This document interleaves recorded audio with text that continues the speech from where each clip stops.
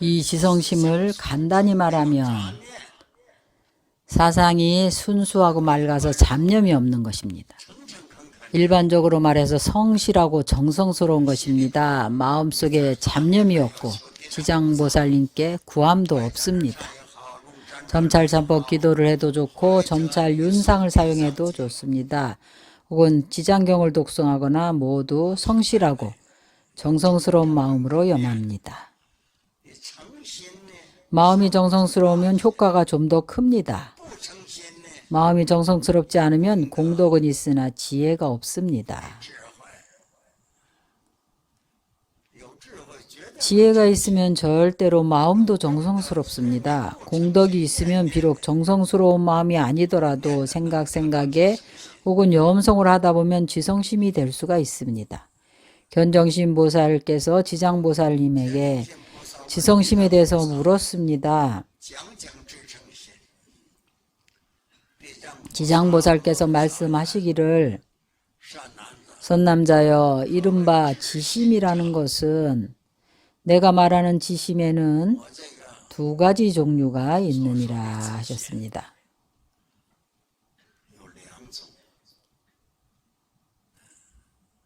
간략하게 말하면 두 가지가 있습니다. 어떤 두 가지인가 하면 하나는 처음 시작할 때 배워야 하는 구원지심입니다. 둘째는 마음을 모아서 오롯하게 하는 성취, 용맹, 상응지심입니다.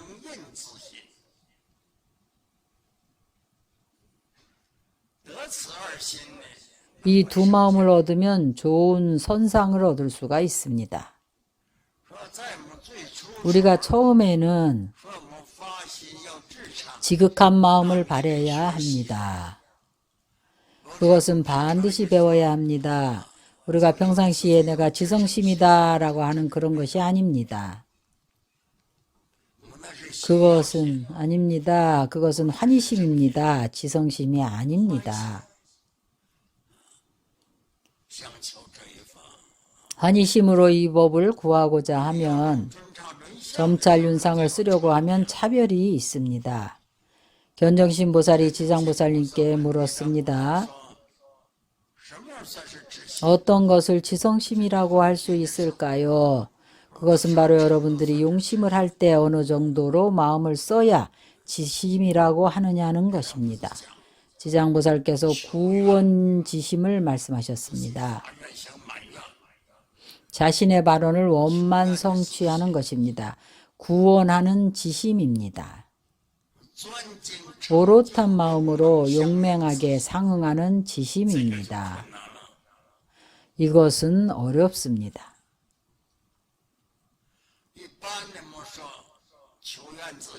일반적으로 구원지심을 말합니다. 그것은 바로 우리의 산란한 마음을 거두어 드리는 것입니다. 그것을 한 곳으로 모으는 것입니다.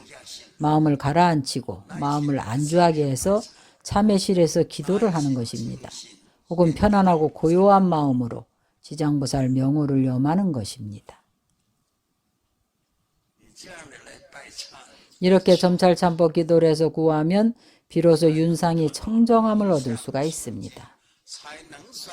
그래야만 점찰 기도를 하는 사람이고 참회를 구하는 사람이라고 할 수가 있습니다. 두 번째 지심은 매우 심오합니다. 반드시 용맹하게 상응해야 합니다. 어떤 모습이어야만 진정으로 용맹한 지심이라고 할 수 있을까요? 어떤 모습은 모자라다고 하는지요? 일반적으로 참회실에 들어간 이후에는 바로 희망합니다. 청정한 윤상에 도달하기를 희망하는 것입니다.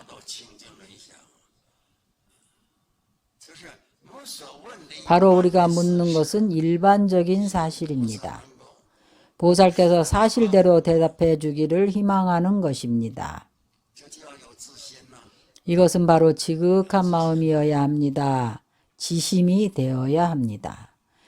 견정신보살이 두 가지 지심에 대한 말씀이 분명하지 않고 애매하다고 느꼈습니다. 중생들이 분명히 알기가 애매할 것 같았습니다. 그래서 간절하게 구했습니다. 어떤 것이 지극한 마음이고 어떤 것은 지극한 마음이 아닌지를. 우리가 구하고 바라는 마음이 바로 희망입니다. 우리는 점찰 윤상을 써서 어떻게 해야 하는지 지시해 주기를 희망하고 발언합니다. 어떤 것이 정확한 것이고 어떤 것이 정확하지 않은 것인지 아마도 일반적으로 저를 삼배하고는 점찰 윤상을 들고 점찰을 해볼 겁니다. 혹은 발언을 합니다. 그러나 오롯이 마음을 모아야 하는 것도 모릅니다.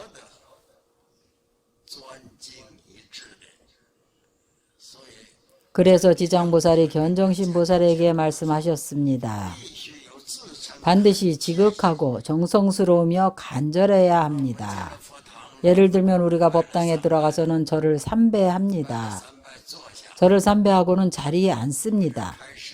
혹은 점찰 참법 기도를 하기 위해 꿇어 앉습니다. 마땅히 밖의 환경이나 마음속에 생각하는 것, 기타 잡념들을 모든 것을 다 내려놓아야 합니다. 조금도 잡념이 없어야 합니다. 이것이 바로 지심입니다. 많은 불자들이 이런 현상들이 있을 것입니다. 내가 보니 많은 불자들이 참회실에서 참법 기도를 할 때에 마음이 고요해지면 과거의 성근이 발현이 되어서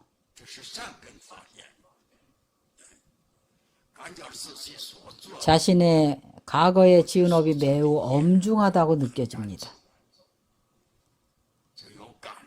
바로 느껴지는 것이 있습니다. 대성통곡을 하면서 절을 합니다. 느낌이 있으면 반드시 감흥을 합니다. 감흥을 하게 되어 있습니다. 마치 우리가 종을 치는 것과 같습니다. 종을 치지 않으면 울리지 않습니다. 여러분이 종을 치기만 하면 바로 울립니다. 그러나 지성으로 간절하게 이렇게 지장보살님께 절을 하면 마음을 잘 제어해서 거둬들여서 한 곳으로 모아가지고 전일하여 잡념이 없습니다. 전일하다는 것은 오롯한 마음으로 오직 참여하는 마음으로 절을 합니다. 다른 생각을 완전히 끊어서 전혀 없습니다. 이래야만 순일하다고 할 수 있습니다. 순일함에서 순수함의 경계에 도달해야 합니다.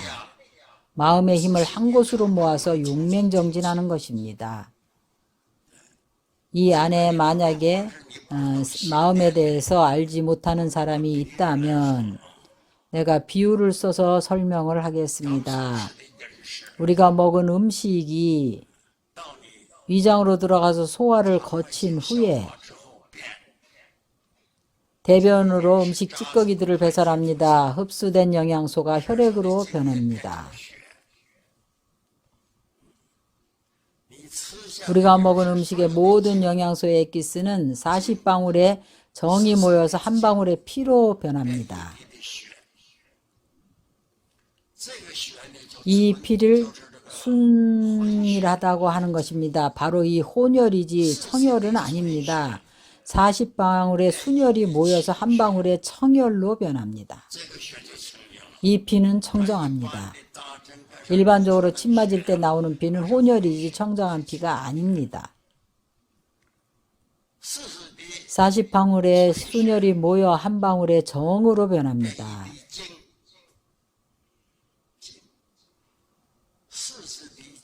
40방울의 정이 모여 피로 변하고 신과 기로 변합니다.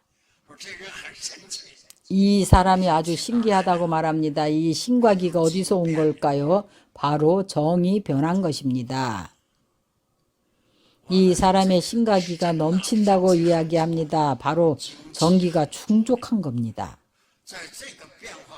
이러한 변화 가운데에는 우리의 마음이 처음에는 매우 들떠있고 산란합니다. 마음이 가라앉고 난 후에는 마음이 순수하고 맑은 상태에 도달합니다. 순수하고 맑은 마음이 차차 어떤 잡생각도 다 없어집니다.